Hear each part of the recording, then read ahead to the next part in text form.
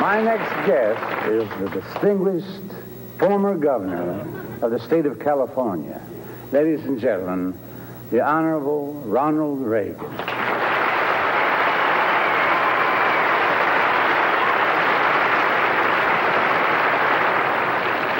Well, thank you, Dean.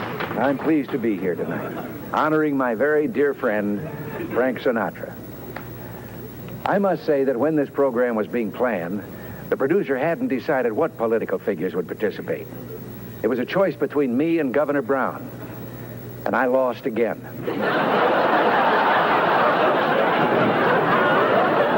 Seriously, this is Frank Sinatra's night, and I'm here out of gratitude. Frank worked for me in all my campaigns. He was with me all the way to the governor's mansion. Without his help, who knows? I might have been president.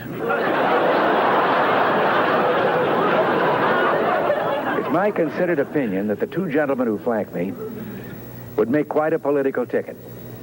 Frank as president, Dean as his crawling mate. Why would Frank Sinatra make a good president? Well, let's look at the facts.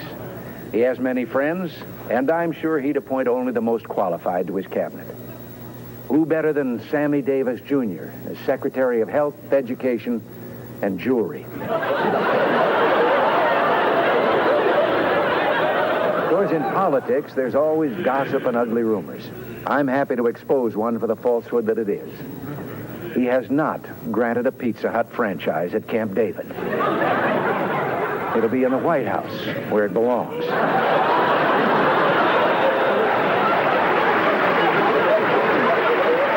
Frank Sinatra will make a president who is strong on defense, but again will have concern for humanity.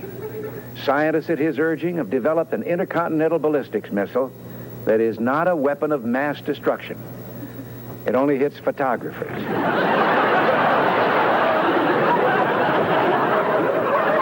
I asked him what he thought of the energy bill. He didn't hesitate a second. He said, pay it.